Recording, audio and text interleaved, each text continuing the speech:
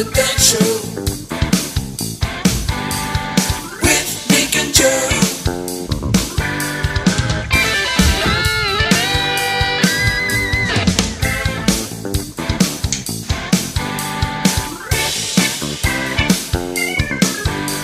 The Dog Show.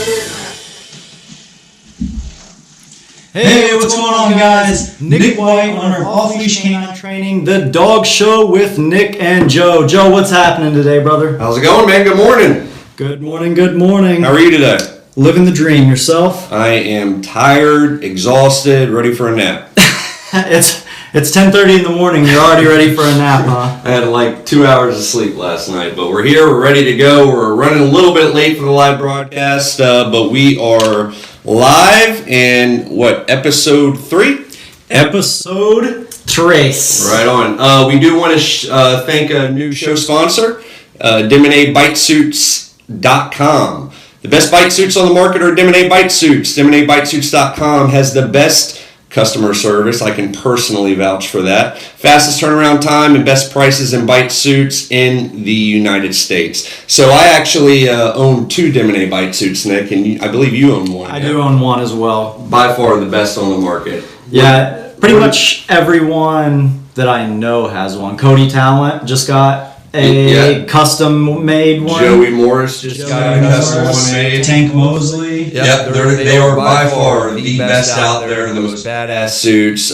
Chris, the owner, is a good friend of mine. Super, super great guy. Customer service is top-notch, guys, and the turnaround time is absolutely incredible. Like they're getting them made in, I believe, France, and really, I think it took 3 weeks to get mine back, and that was a custom-fitted, custom-designed suit. So go check them out on Facebook, DemonetBiteSuits.com, and for all your bite suit needs, go to them. So what else you got going on? Tomorrow, actually, which is crazy, which is why we're doing this early. Tomorrow, I leave for Naples, Italy, to do a private training seminar for a family out there. So I'm excited about that. And last episode, I said I'm not big on New Year's resolution, but it is my New Year's resolution to gain a minimum of 10 pounds while I'm there, off pasta and wine. That's fair. That's fair. I look forward to seeing the before and afters on that. So, what do you have going on in the news today?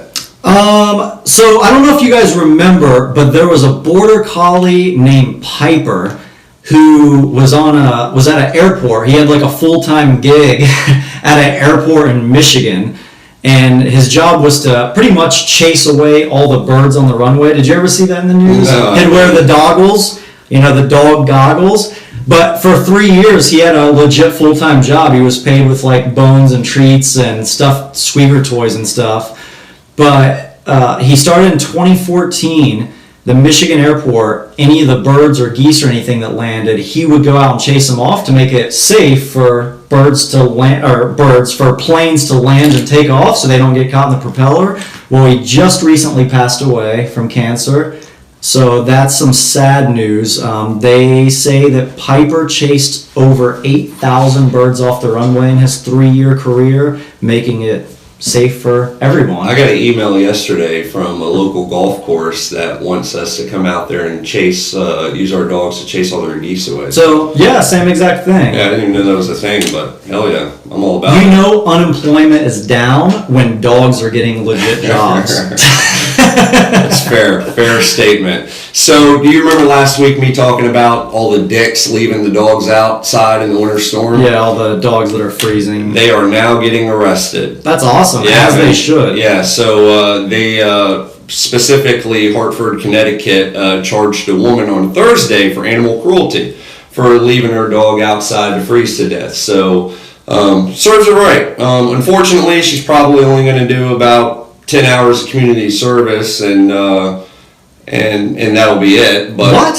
How is that possible? Man, it's the way it works with crazy. Dog crimes, unfortunately. So, anyhow, so that's kind of cool. I was excited to see that. You can read a lot of stories online. I'll post some on our Facebook page and on the website of all the people getting arrested for being shitbags and leaving their dogs out in the winter storm. As they should. But they should get more than 10 hours of community service. Well, I'll follow it, and I'll keep everyone posted, what actually, what they get.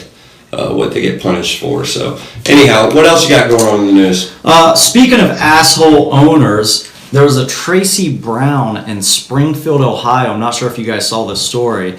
What happened is she essentially called animal control and said, hey, my dog, my boxer, has passed away, and I'm not sure what to do with him. Like, what do I do with, like, do I bury him? Like, what do I do?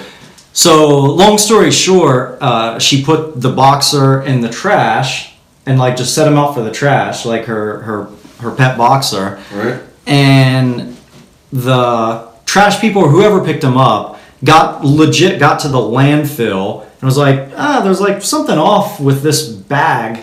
So they open it and the boxer's in the bag still alive. But, like, he was in horrible condition. He was in horrible condition. So I guess the animal control came out and, put him down to, like, end the suffering. And so they followed up with this Tracy Brown, and they're like, hey, that dog was still alive. And she's like, yeah, I knew that. Wow. And she's had the dog her whole life. That's the crazy thing. So it just shows you how crazy people is and how there should be, like, an application or a test to get a dog. Like, you got to get a driver's license. Like, you should have one to get a dog, some kind of... It's just crazy. But fortunately, she, I believe, got arrested, and she's going to get in some trouble. I was literally talking to Brandon, which is running our control board today, about that last night, how people should literally have to take, like, a test in order to get a dog, just because, anyhow, well, I'm sure we'll touch on that in the future episodes. So I kind of have a cool story, somewhat cool ending at least. Oklahoma City, a house was broken into last week. They stole pretty much everything, including their 3-year-old pit bull. Guy's a veteran, and obviously he was pretty heartbroken when this happened. Well, his girlfriend, about 3 or 4 days later, I believe, was driving down the road, and who does she see wandering on the side of the street? Her dog? The 3-year-old pit bull. So what they did find out is that all the tags were scratched off for whatever reason. The original leash was attached. Anyhow, kind of a good ending for them. They got their dog back, but I mean, man, people are shit. Dicks. Yeah. They really are. Like, it's true. You break into a house, assuming you're going in there for jewelry and money and things of value, and you steal somebody's dog. Yeah. Like, it's like stealing a kid. Yes. It's like, who does that other than assholes? So, speaking of news stories, hopefully this is a good one. We've had some depressing ones. Well, this isn't kind of a news story, but I'm kind of curious to hear your thoughts from the feedback we've received over the past several days. Apparently, we've touched some iffy places with people when we discussed the Amish being poor breeders. And we got a lot of support from that, but we also caught a lot of shit from that, specifically Nick. To be fair, I started my sentence with, I'm sure I'm going to catch a lot of flack for this. You did. I'll support that. So what do you think? Well, here's the thing. Like, if you read through the comments on my post, if you guys missed it in our podcast last week, episode 2, the whole podcast we talked about finding a good breeder and how to assess puppies to know what their temperament and drive and all those things are going to be like. You can know that in advance before you take the dog home. You can know whether it's going to be a high drive dominant dog or a fearful skittish dog or a good therapy dog. You can know these things. And so we were talking about that, and somehow I got sidetracked and said, in general, I specifically said, in my experience, that I found that the Amish are generally shitty breeders and not a good place to go to get a dog. And, we got hundreds of comments and some emails and stuff. And to clarify, 90% of those said, yeah, I got a dog from there, and told me their story and how they learned their lesson. But then there were some people that was offended that I said that about the Amish. Most people's like, they're I live by the Amish and they're good people and da-da-da. And I never said they weren't. I just said, in general, they're known for not being good breeders. Well, and we were using them as an example. Yeah, we said backyard breeders. Right. We didn't just say Amish. We said pet stores, places you generally should not get a dog from. Right. But that one got people triggered. And we're not against, again, as I said, we're not against the Amish. It's not like we're Amish haters. We're shitty breeder haters, and they just happen to be at the top of that list. So, and generally, not every single one of them, but as a majority, that group is at the top of that list for shitty breeders. So, I mean, I kind of stayed off of it for the most part, just because I'm like, man, you guys are just wrong. Like, you know what I mean? I mean, I feel like we were 100% accurate in saying that, and I don't feel like we were necessarily calling out an entire community, although people took it the wrong way. Yeah, people just took it that way, and that's what people don't understand is, if you watch news stories, like I'm from Ohio, so I grew up my entire life around Amish people. I'm from a small rural country town in Ohio where they have Amish. So I'm extremely familiar with them. But if you read news stories, like law enforcement, I read one yesterday, it said, there is a major meth problem in small towns in Ohio. Literally, I can post the link to it. Yeah. But I did not see thousands of comments from people saying, I live in a small town in Ohio and I don't do meth. This article is incorrect. Right. So because in general, of course, they're not saying everyone in small towns in Ohio do meth. They say, in general, this is a big problem in these areas. And that's all I was saying.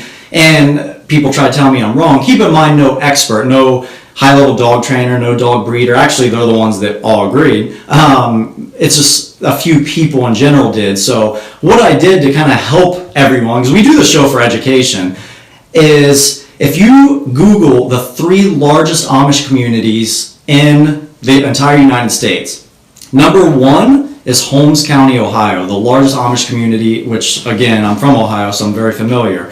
And then if you go to the USDA's website, you will see Holmes County, Ohio is also the highest county in the entire state of Ohio with puppy mills. Number 2 largest Amish community in the U.S., Lancaster County, Pennsylvania. If you go to the USDA website, the highest county in the state of Pennsylvania with puppy mills is, can you guess? Lancaster County, Pennsylvania. Shocker. The 3rd largest Amish community in the U.S., Elkhart County, Indiana. If you go to the USDA's website, the 2nd highest county in the state of Indiana with puppy mills is Elkhart County, Indiana. Now, I know that, someone's probably saying like, oh, well, that's only the 2nd highest.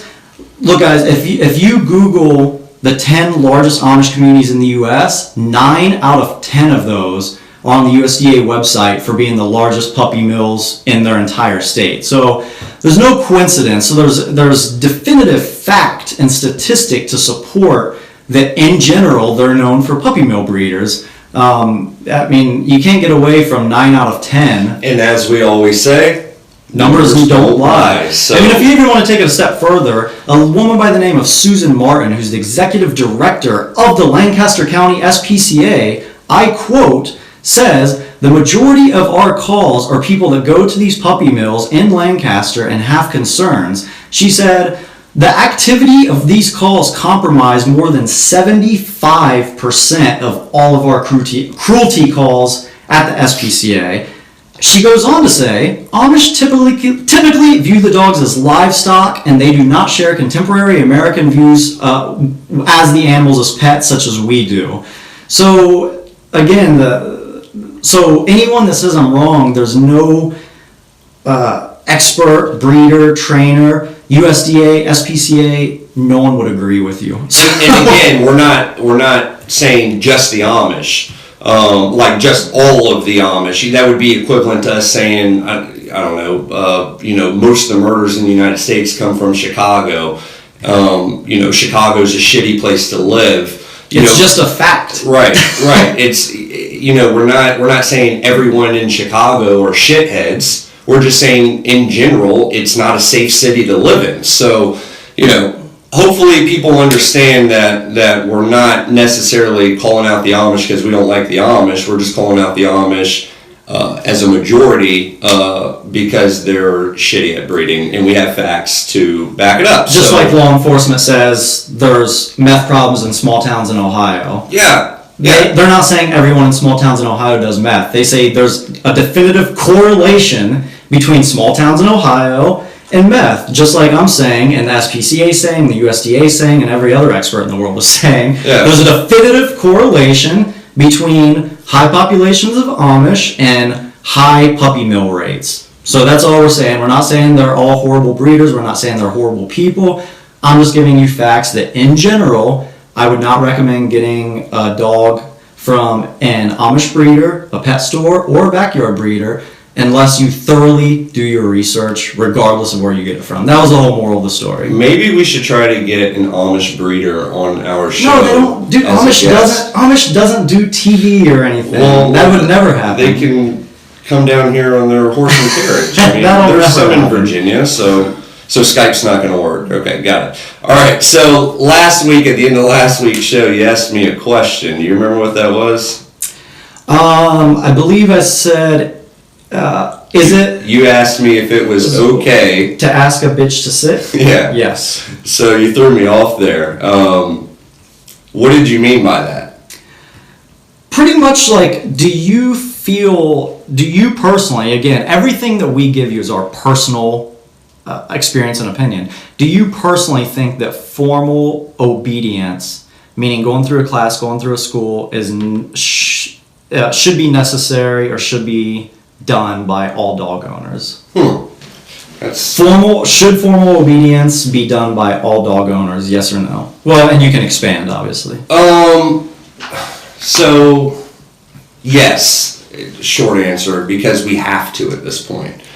We've domesticated that animal, so we owe it to them. Their primal needs are structure. Their primal needs are leadership, and I feel like that cannot be established without formal obedience in the best way possible. So yeah, I mean, I feel like you owe it to if you get a dog, you owe it to them. Just for the simple fact that we as humans domesticated that animal, we owe it to them to give them that formal obedience, again, to get them close to their primal needs as possible. What do you think? I would say in general, yes. I mean, if I was... In general. Yeah, if I was pressed to put a number on it, I would say 90% of the time, yes. And just because I always think there's exceptions, like, I've seen dogs that are, like, out off leash, playing fetch with their own, or, like, just, good dogs, or just good owners that did a lot of research and did all the right things to begin with. Like, they did the socialization, the confidence building, so they didn't necessarily go to a formal place to do it, but they did a ton of research and did it on their own. I've seen it with service dogs, like people that's trained their own service dogs to be like diabetic alert dogs or anxiety or whatever the issue is.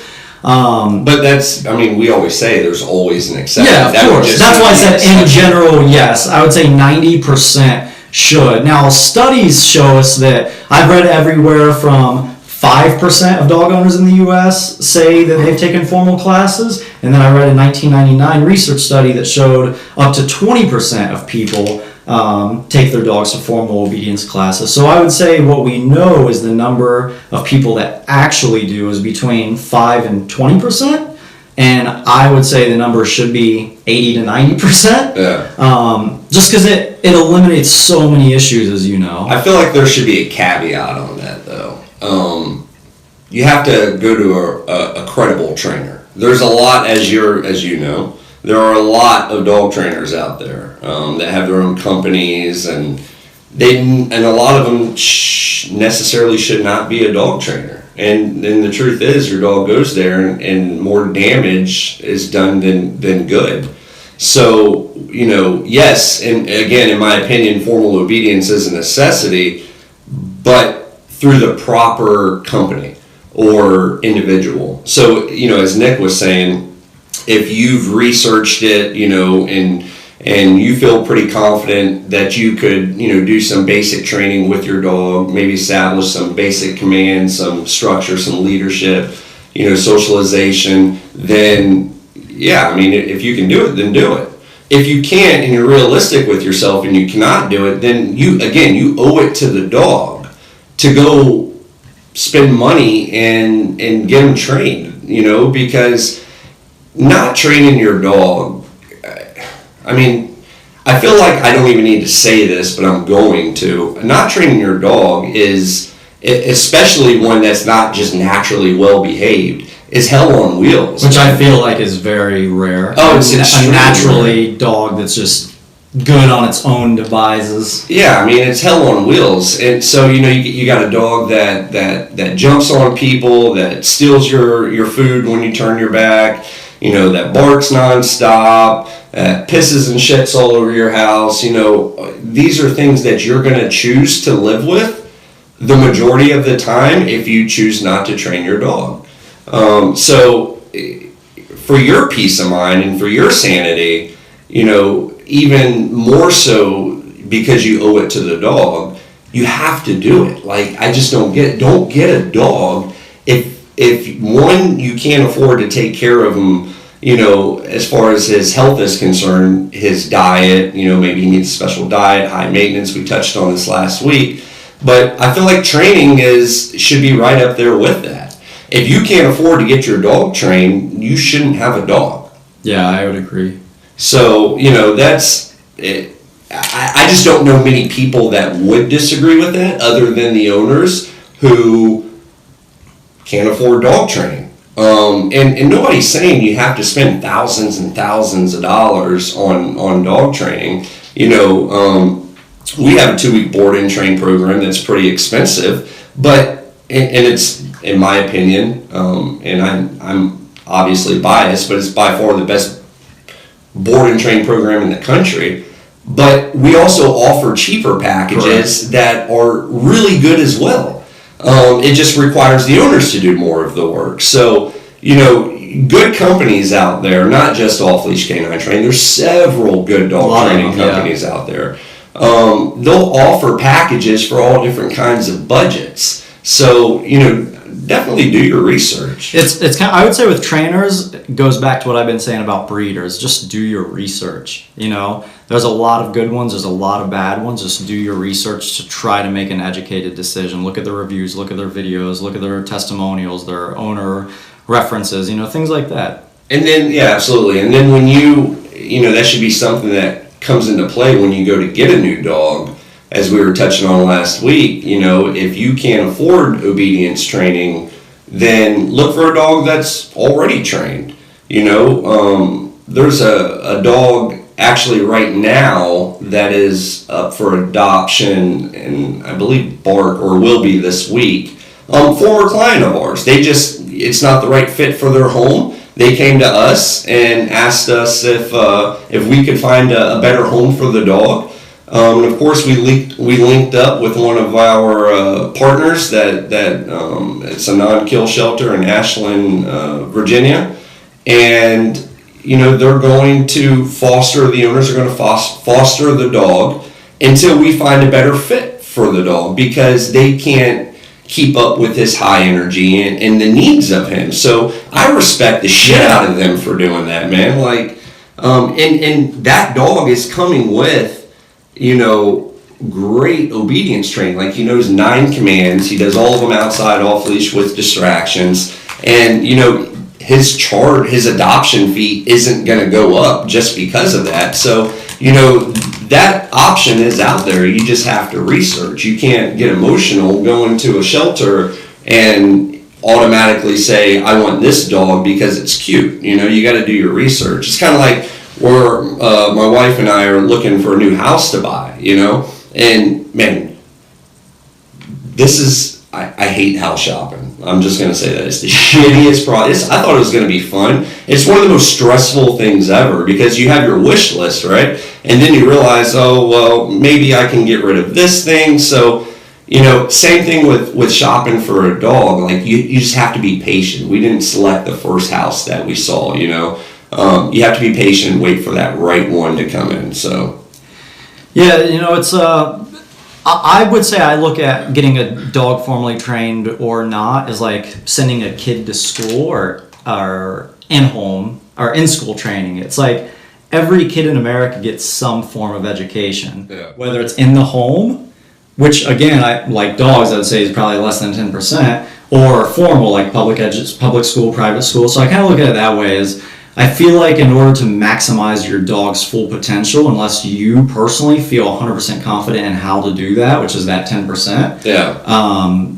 I feel like it makes life easier for you, makes life easier for the dog. It gives you both more freedom. It gives you both more confidence. I mean, it's kind of like I said, like educating a child. It's just a known good thing for them for when they get older to be successful. And I feel like it's the same with dogs. I mean, we see it literally every day. People drop off their 8-year-old dog and they've had problems with it for 8 years. All of a sudden the dog did something to reach like their breaking point. It's like he ran out the door and almost got hit by a car.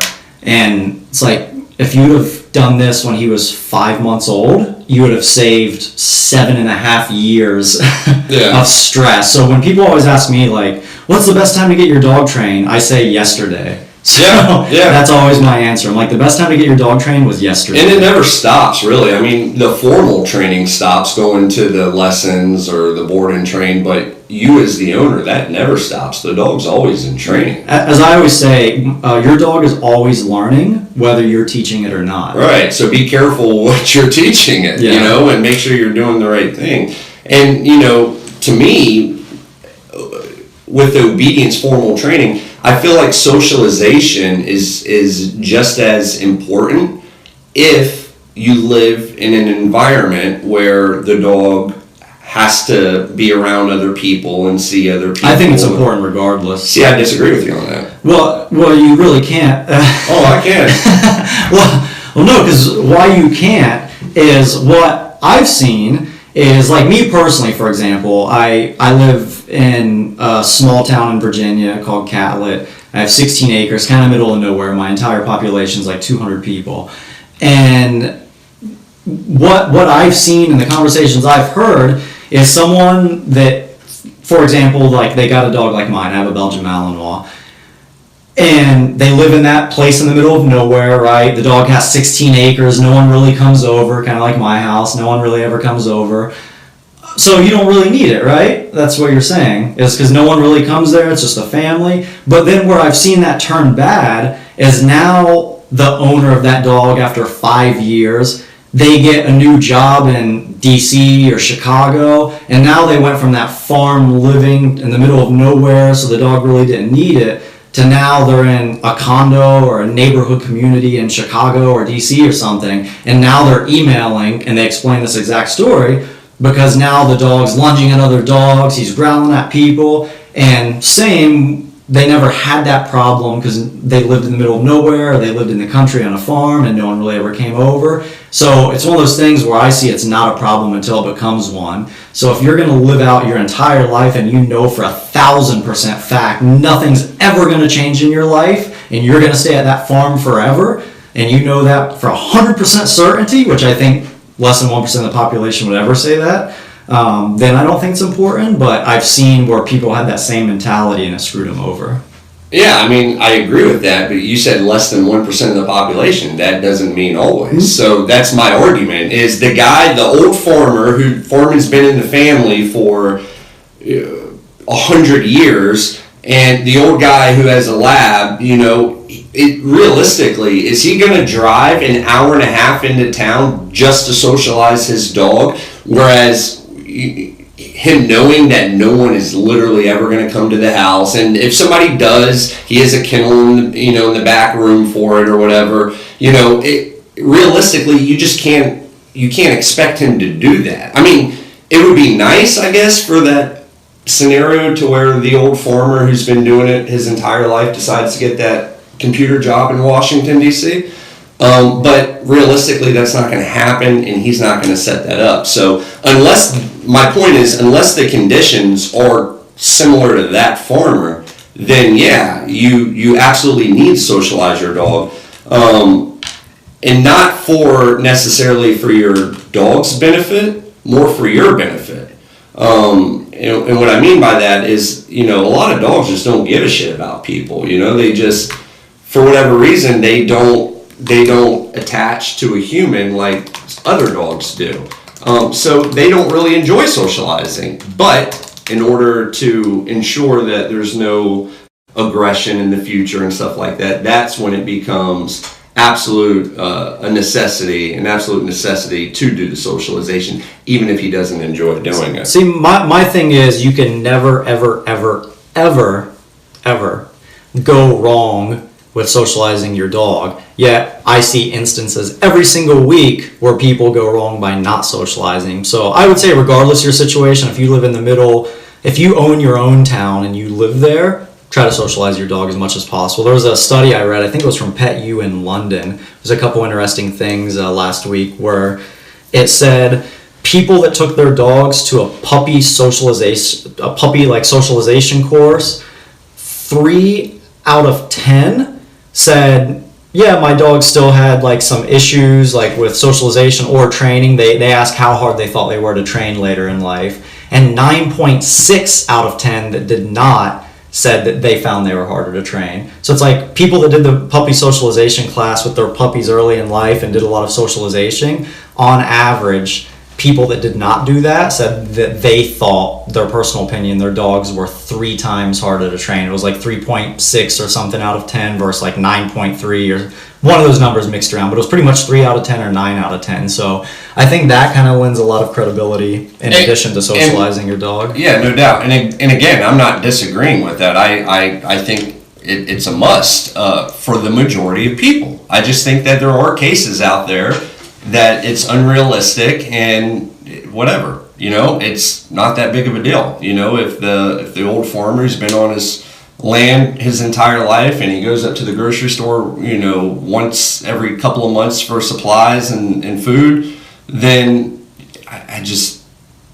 it's unrealistic to expect him to do it. And I don't think he has to be completely honest. Well, no one has to, but if you have problems, then don't complain about it. No, I agree with that. And again, that's a small percentage of people, but I do believe that percentage of people are out there, and it may not be in, anywhere around here. Actually, I know it's not. I've personally never met a person that I said you don't need to socialize your dog. But you also don't live in the middle of Montana either, though. You know what I mean? We live in a pretty populated area. Like even Catholic, 200 something, people, but you still have Gainesville 10 miles away that has, probably, God knows, 500, 600,000 people, you know what I mean, just in that town alone. So I just feel like you can never know that your dog won't need socialized in the next 15 years of its life, because circumstances change. All right, I'm that farmer that owns that farm in the middle of Montana, and I have 800 acres I bought for $12,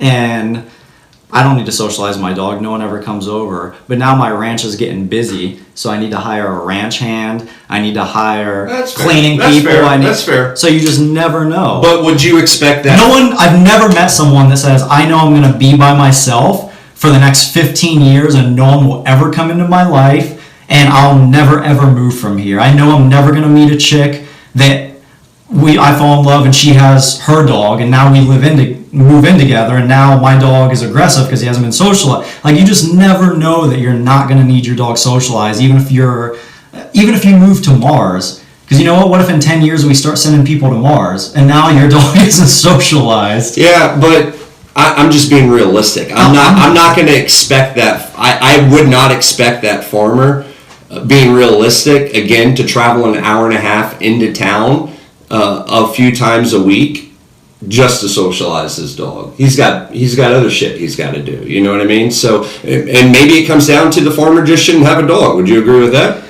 If he's realistically not going to go, to a populated setting to where he can focus on socializing his lab, should he just not get a lab? I would say you can get one and not socialize it, but don't complain when you need it socialized because it's biting people and attacking other dogs. So understand the risk. Yeah, it's like, don't smoke cigarettes unless you're willing to get cancer. Sure. Or like, don't lay out in the sun. Like, I'm not saying don't lay in the sun for 7 hours, but I'm saying don't lay in the sun for 7 hours a day and then complain about it when you get skin cancer. So that's all I'm saying. Yep, I agree.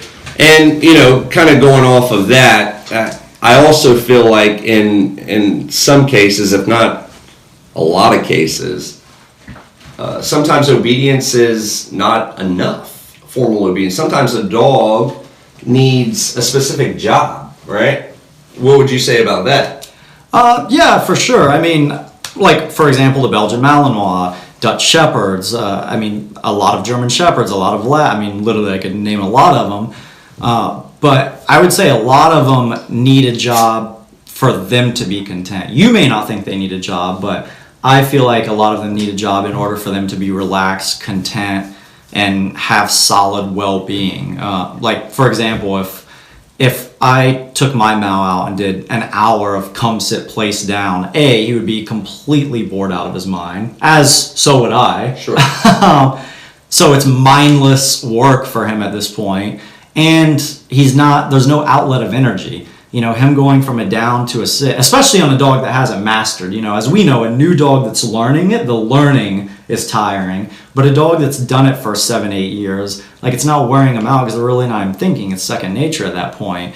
So it's mindless entertainment that isn't doing anything for him. Where when he does like tracking or bite work or detection, I can do that stuff for like 30 minutes, and dude's chilling after that. But I also feel like it's obviously not just the Mals and the Shepherds. Well, that's why I said the list can go on and on. Yeah. I was just using those as the extreme examples. There have been dogs that, they've gone through the program, and, one of the owner's complaints would be, the dog is still, extremely energetic all the time. He's bouncing all over the place. And I'm like, well, that's kind of the dog, and it would help to figure out what he's looking for. What is he asking you for? And if that's a specific job, if you notice that your dog always smells the ground, on every walk it goes to, the nose tracking doesn't detection. come off the ground. Exactly. Maybe something like that, and that's fun, man. Like,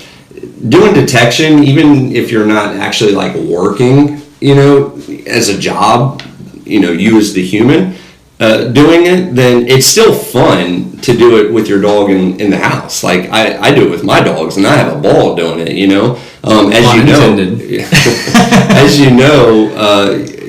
those are my favorite board and trains to do, are the detection ones. It's so much fun.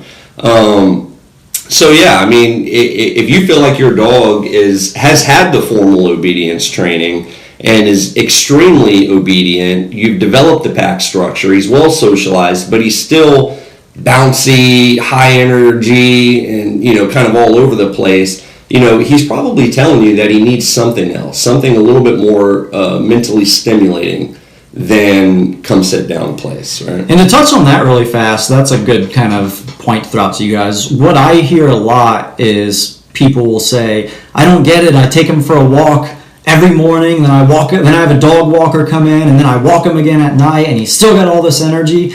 And what people don't realize is a walk to a dog isn't shit. You know what I mean? What I always ask people is, I say, does your Mal, does your Golden Doodle, does your Lab, does your insert any breed here that's high energy, or any dog that's high energy, do they have more energy than you, would you say? And they're like, well, hell yeah, they do. And I'm like, well, after that walk that you take your dog on, are you worn out? And they're like, well, no, I'm just going for a walk. I'm not like gassed or anything. I'm like, okay, so let's break this down. If your dog has more energy than you, and you're not worn out after the walk, then what makes you think they're going to be worn out after the walk? So that's what people don't realize. Like, a walk of your dog, if you're not exhausted and bent over and need a nap and chugging water, then it only had way less of an impact on your dog. So yeah, but that doesn't mean it's no impact. Like, no, way less of an impact. But you just said that the walking your dog means shit to your dog. Like pretty much saying that. Okay, it may take its gas tank from 100 to 90. So now you still just have a crazy high energy dog. But even just for physical health, getting them up and moving. Well, no, my point I'm making is, I'm not saying don't walk your dog. The point I'm making is, I'm saying don't expect it to be mentally walk your dog, but if that's all you're doing, that's why he's not worn out. Okay, is because it's not wearing you out. So that's why these things, whether it's being able to have an off-leash trained dog and take him to a park and throw the ball 100 yards at a time, so they're doing 100-yard wind sprints, or they're just running around, or a luring course, or tracking,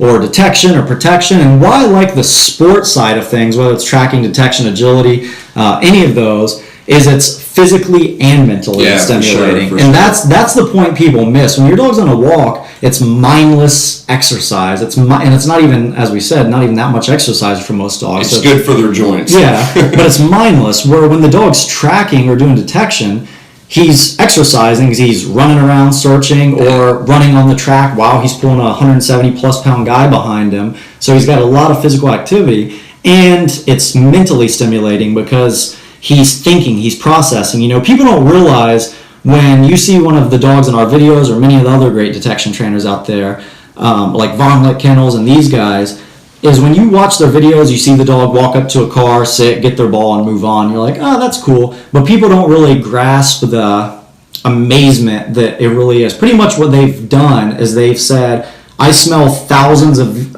scents on this vehicle or in this room or whatever it is, and I discounted all of them within a fraction of a second. It's funny when, Duke, he's great at detection. I'll tell him to search. There'll be 4 cars lined up. He'll kind of blow past the first 3, and then he'll go right to the 4th one and sit. And people will be like, well, he didn't even check those first 3. And I'm like, why? Because you couldn't have checked him that fast? You assume he couldn't have? So people don't realize the mental process that's going on. When that dog walks past that car for half a second, they're going, engine oil, nope, rubber, nope, carpet, nope, glass, nope, perfume in the console, nope, weed in the glove box, nope. They're discounting all of those scents that car has literally in a fraction of a second. So it's very mentally draining. And same with tracking. They're saying rabbit, nope, deer, nope, guy that peed here before, nope, dog that shit here before, nope, boom, boom, boom. But it's happening at 1,000 times per second. Man track, yep, boom. And so it's very mentally and physically stimulating. And what's cool about those jobs for the dogs is for all of them, even the police canines and the military canines, I mean, they understand that they have a job to do, but it's still a game to them at the end of the day. So it's always fun. They want to do it, whereas obedience, it may be fun in the beginning, then it gets repetitive and all that stuff. But it's with detection and tracking and all that crap, it's always a game to them. So they're always going to want to do it, assuming that you tap in to the dog or to the job that your specific dog wants and needs. If example would be if you have a golden doodle. We'll just use that for an example. And you think bite work is badass, you really want to do bite work, your golden doodle is probably not going to be a candidate for that. So, figure out what the job is that your dog will be good at and enjoys, and, do that. And if you don't want to pay for that, if you don't want to go through an actual obedience program for that, that's okay, because there's so many videos out there that'll actually teach you step by step. As far as, here's an example I just saw on Facebook over the last several weeks, Logan House Kennels, which is a great company. Look them up. They were doing, Mike out there, the owner, was doing every day he was posting a video on how to teach detection. He went through the entire process, day 1, day 2, day 3, day 4. And I think he went all the way up to 3 weeks. I don't even know if he may still be doing it. I haven't seen it recently, but he was going every day. He was posting up a new video on, here's what you do on day 1 with your dog. Here's what you do on day 2 with your dog. So now that's not, the way he teaches detection is not necessarily the way that I teach detection, or maybe, the next trainer may teach it, but it's still a form of teaching it, and his way is really good, and the other trainer's way may be really good also, and I feel my way is really good. So, but at the end of the day, if your dog's not joining the military or a police force or as a contractor somewhere, then it doesn't really matter how he was taught. As long as at the end of the day, he's pretty decent at it, you're having fun, he's having fun, and he's getting that mental and physical stimulation that he needs. Agreed? Agreed. Okay, cool. So going off of that, I also agree or will emphasize again, once you do the formal obedience training, whether it's with yourself or a company, if you choose to go with the company, do your research on them. Like, I can't emphasize that enough. Like, I wish I had the numbers on the statistics, but I'd be curious to know how many of our clients for lessons and board and trains have already been through a previous board and train or formal obedience program with a different company. Yeah, I'd probably say 25% plus if I had to guess. That's really high though, right? And so that's 25% plus, in your opinion, of people literally wasting their money and possibly could have damaged their dog from trainers that aren't reputable. So, do your research. Dog training is one of those things. Here's a secret, guys, for all the clients out there listening. There is no actual certification to be a dog trainer. No. There's none. None that's recognized by the states, by the cities, by the federal government, none. So, yes, you listening right now can say, with zero experience, can say, I want to be a dog trainer and start your own company. Yeah. And so do your research, because those companies are out there and they're so shitty. And there's not even one specific one in my mind. I'm not calling anybody out, but they are out there. And as you can see, I'm extremely passionate about this, just because I feel like these people are dicks, man. Fuck them. Like, honestly, like, if you don't know what you're doing, like, I don't know how to plumb. So guess what? I'm not going to start a plumbing business. You know what I mean? So if you don't know how to train dogs, don't be a dog trainer. Seems pretty simple to me.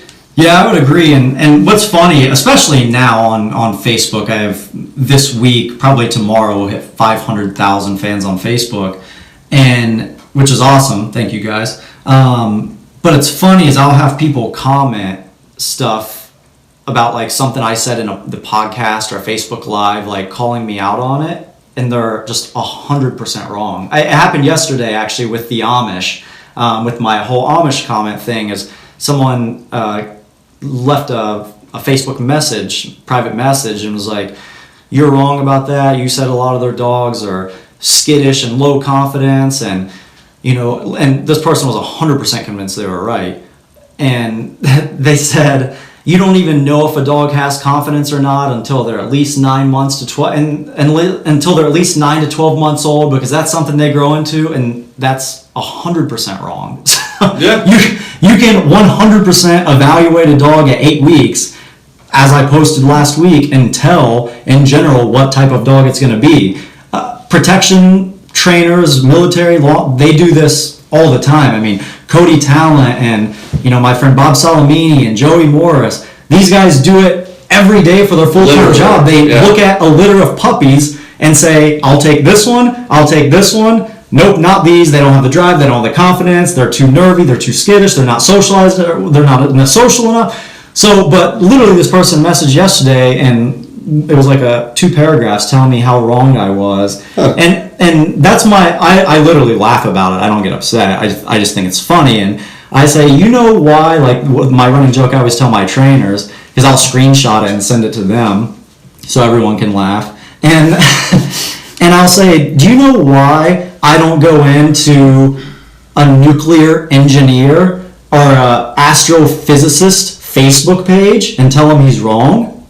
Because I'm not a fucking astrophysicist or nuclear engineer, and I know that he probably knows way more about it than I do. That's why I don't do it. So it's like those shirts where it's like Bob sees something on the internet, Bob gets offended, Bob doesn't say anything. Yeah. Be like Bob. It's like that. Yeah, it's like that. It's like I don't go into an astrophysicist Facebook page and say you're wrong. Why? Because then I look like a dumbass, and he's going to share it with all of his astrophysicist friends who can all laugh at me. Right, right. So the point is, guys, is do your research. You know what I mean? Make sure that although, there are no certifications to be an actual dog trainer and open up a business for obedience training, for example, a good trainer will tell you their background. That's what I'll say. They'll give you testimonials. They'll give you videos of their work. So do your research. Make sure you go to the right one. I promise you, I'm going to save you a few bucks by just giving you that advice. And another big thing that I'm a huge fan of is, dogs that get formal obedience training are typically well-behaved dogs, generally. So one of my favorite parts about our off-leash program is when the clients and I walk outside with their dog that they're just seeing off-leash for the first time, and the dog's not in a command, and it's just hanging out around us. And, it's not running off like it would have, 2 weeks ago or whatever, because the dog's now obedient. He's learned that, their structure now. I'm not allowed, to run off and, go eat trash and all that stuff. So that's kind of just a bonus of just, getting formal obedience. So anything else you got on the is it a necessity or not? No, I would say 90% of the time it is, 10% it isn't, but statistics show us 5 to 20% of people actually do it, and it should be a lot more. Again, it's one of those things where you can't go wrong with it, but you can go wrong without it. And we see that literally every day, where people wait 5, 6, 7 years, and if they did it when the dog was 5 months, they have structure, they have pack leadership, they have confidence building, they have obedience, they have socialization, they have all these fundamental things at 5 months. So now they're not a 5-year-old people aggressive dog, or 5-year-old dominance aggression, or territorial aggression, or fear aggression, or whatever the issue is, possessive aggression. Or so if you just do it from the beginning correctly, you don't have, it's, again, I look at it like a kid. If you train your kid, teach him manners, teach him respect, teach him discipline, teach him all those things from the time he can speak and communicate, then you're not going to have an asshole kid in general. You have a better chance of not having an asshole. Yeah, you have a much, much better chance of not having an asshole kid when they get older. And I think dogs are the same exact thing. Yeah, just, again, do your research, because if you elect to go the formal obedience route and you just go to Google and page 6 and select, Harry's dog training, and just go ahead and pay for him, then, you're going to get what you pay for, to be honest with you. Yeah, and there's a lot of good trainers out there too. Oh, no. We have a ton of them on our page that has no affiliation with Off Leash Canine. I can name 50 of them right now. Yeah, I'm not going trainers. to, but yeah, no, if you're wondering about a reputable trainer or training company in your area, hit us up, info@thedogshowpodcast.com. Email us and ask us, and we'll be 100% real with you. We'll give you options, even if there's an off-leash location in that town. We'll let you know if there's other reputable ones that we would recommend in that town. You can make the choice for yourself on what's the best fit for you and your dog. So hit us up, and if you have any questions on that. So anyhow, I think for the most part, we agree on that topic. For the most part. So Italy on Thursday. Yes, sir. How long are you there for? Well, I'm there for a few days to kind of screw off, and I'm there for 5 days of training. I mean, anytime I do these overseas trips, I always, give myself a buffer. Like the wine tasting buffer, the pizza everyday buffer. So I'm there, I believe, 9 days, but I'm training for 5 days. Like a 7-month-old German Shepherd. Nice. Super cute. Nice. Really nice looking dog. So I'm excited about that. And I just plan on drinking as much wine as I possibly can and eating like 7 pizzas and pastas. Are you staying at a hotel in town on base, or? I'm staying at a hotel in town, or in Naples, Italy. Nice. And Daniel Carter from Off Leash Canine Columbus, he's going with me. Oh shit! Yeah, so it'll be a good time. Generally, when I do these seminars, someone always comes with me. It's usually not too hard, as you know, to find volunteers to go to Naples. Yeah, because someone needs to be the cameraman when I do the after videos, and I'm just in a country I don't know at all, and it's nice having someone that you do know, so you can kind of learn and do fun shit together and minimize your chance of getting like jacked, because there's 2 of you. And So I always like taking someone with me, and usually we have about 330 trainers in our company now, and depending on who the seminar's for, I usually have about 40 volunteers. I have a lot of volunteers for my seminar next month, but... Yeah, we'll touch on that more. So, anything? What's after Italy? Anything? Yeah. So after Italy, I go to Austin, Texas, February 10th to train Mia Khalifa's dog. I had an insane amount of volunteers for that seminar. I'll tell you, I still have text messages unread from people volunteering to go with me on Mia's seminar for her 2 dogs in Austin. If you guys aren't familiar with Mia Khalifa, I would say Google her, just don't do it at work. Or do it at work. And set your browsing mode to incognito mode. Yeah. Put your screen hider on. But yeah, I'm excited. It's going to be fun. I always have fun in my seminars. You know, I always say there's 2 types of people. There's people that can make any scenario fun, and there's people that can make any scenario bore or miserable. And as anyone that knows me, you can put me in the middle of the desert in a padded room by myself, and if you zoom in with the camera in 10 hours, I'll be laughing and telling myself jokes. So let's try it. So yeah, I'm excited. They'll be fun for sure. Right on. Well, I'm not going to Italy or anything. I don't have anything that interesting coming up, but I do have Miss Clover. She is, as I said last week, I had just picked her up for the board and train program. She's going to ultimately be a service dog for an 8-year-old highly autistic kid. And she is 1 weekend now, and man, she's awesome. She is awesome. Actually, I think we're going to try to shoot her after video tomorrow, because she's ready, man. I mean, she's off leash with distractions.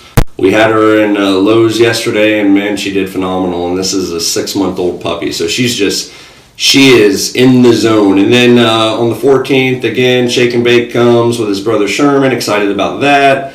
And then, man, just after that, I'm taking another break and just gonna grind. This guy stays on vacation. It's not. See, he thinks when I don't train dogs that I'm fucking off and I'm on vacation. When in reality, I'm doing a lot of the things that this guy doesn't want to do. So, anyhow, that's it for what I have going on. What's next week's show? Do we have a topic yet or no? No, if you guys would, we received like a few from last week, but if you can, email info@thedogshowpodcast.com and give us some show ideas. Give us some things that you would like to hear or see more about, whether it's protection, whether it's tracking, whether it's detection, whether it's behavior, whether it's nothing even dog related. You just want to see our thoughts on breeding, Amish. No.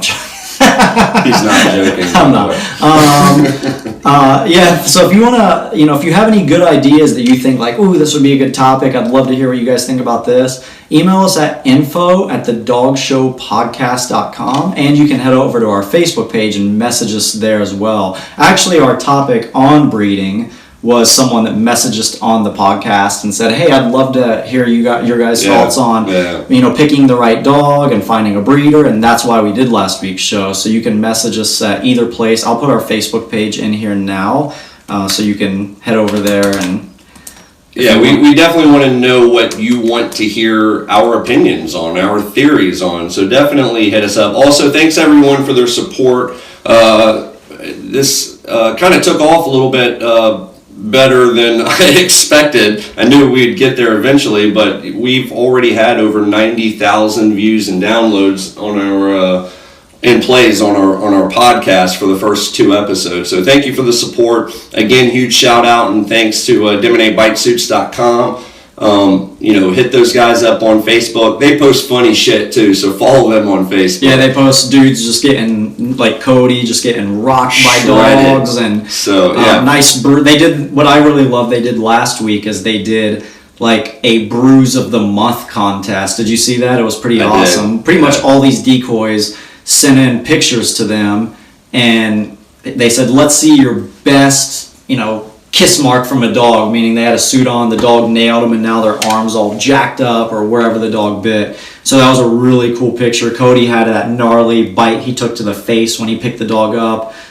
So they post a bunch of cool stuff that if you're savage like myself, you'll really enjoy. Oh, Jesus, here we go. All right, so definitely follow those guys on Facebook. Hit up Chris if you need a bite suit. Even if you don't need a bite suit, follow those guys on Facebook. They kick ass, and their content is pretty funny and entertaining. So other than that, we appreciate the support, guys, and we will see you next Friday at 2 p.m. Later, guys. The That Show with Nick and Joe.